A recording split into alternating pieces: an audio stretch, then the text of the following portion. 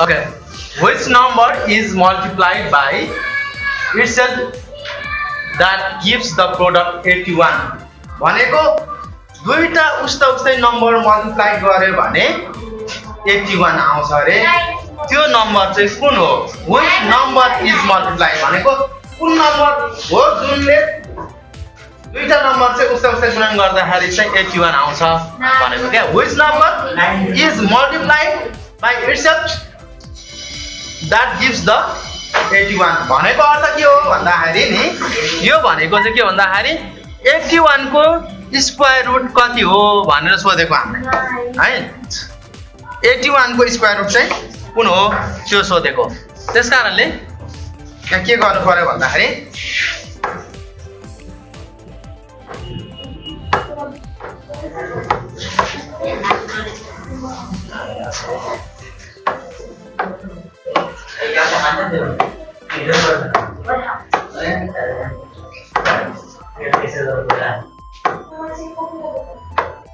ल नम्बर 5 हो।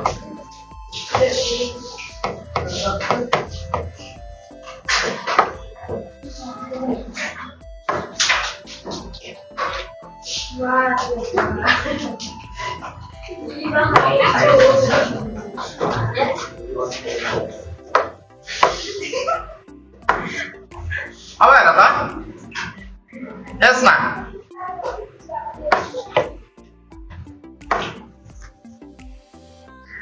81 लाई के गरौँ त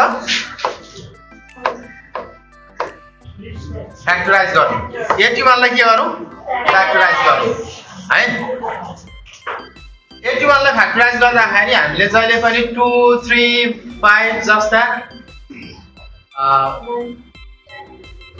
प्राइम नम्बरले चाहिँ के गर्नुपर्छ डिभाइड गर्नुपर्छ। प्राइम नम्बरले चाहिँ डिभाइड गर्नुपर्छ।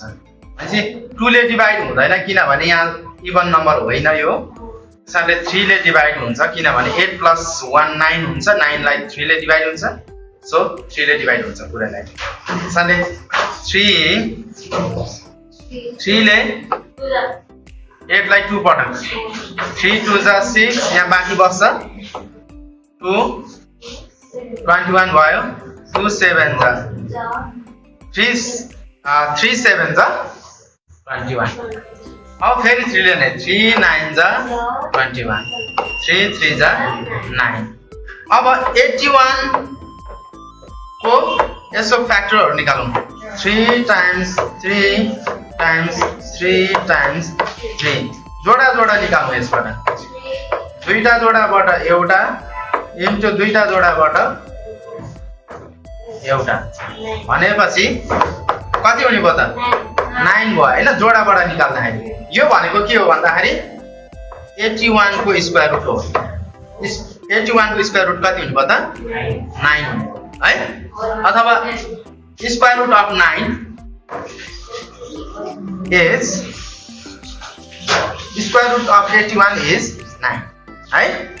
यसलाई स्क्वायर रुट साइन भित्र राख्दा पनि हुन्छ ल।